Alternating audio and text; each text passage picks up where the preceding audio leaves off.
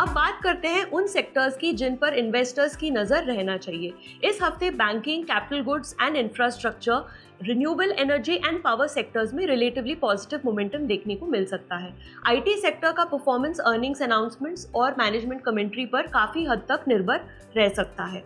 अगर मार्केट में वोलेटिलिटी बढ़ती है तो फार्मा और एफएमसीजी जैसे डिफेंसिव सेक्टर्स कंपैरेटिवली रेजिलिएंट नजर आ सकते हैं।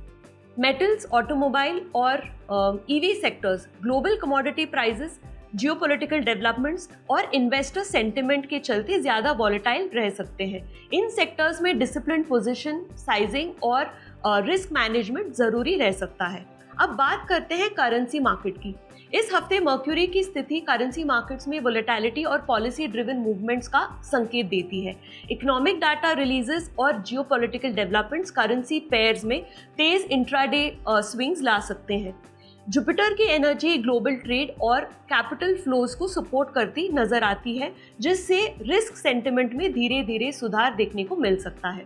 वहीं सैटर्न डिसिप्लिन मॉनेटरी पॉलिसीज और इन्फ्लेशन कंट्रोल पर फोकस बनाए रखना ज्यादा जरूरी हो सकता है। इसलिए इस हफ्ते मार्केट्स हर पॉलिसी स्टेटमेंट को देखना जरूरी है। इस हफ्ते रुपये में रेंज बाउंड लेकिन वॉलेटाइल मूवमेंट का संकेत है। अगर ग्लोबल रिस्क सेंटिमेंट मजबूत रहता है और एफआईआई इन्फ्लोज बने रहते हैं तो रुपये को सपोर्ट मिल सकता है, लेकिन डॉलर में अचानक स्ट्रेंथ आने पर प्रेशर देखने को भी मिल सकता है। ग्रहों की स्थिति डॉलर की स्ट्रेंथ को चैलेंज करने का भी संकेत दे रही है towards the latter half of the week.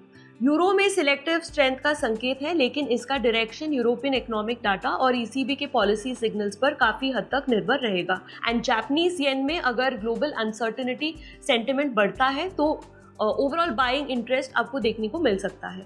So overall कुल मिलाकर इस हफ्ते करेंसी मार्केट्स में डायरेक्शनल कन्विक्शन से ज्यादा इवेंट ड्रिवन वोलेटिलिटी और डिसिप्लिन ट्रेडिंग अप्रोच को सपोर्ट करते नजर आते हैं। फॉरेक्स ट्रेडर्स के लिए रिस्क मैनेजमेंट पर नजर रखना जरूरी हो सकता है।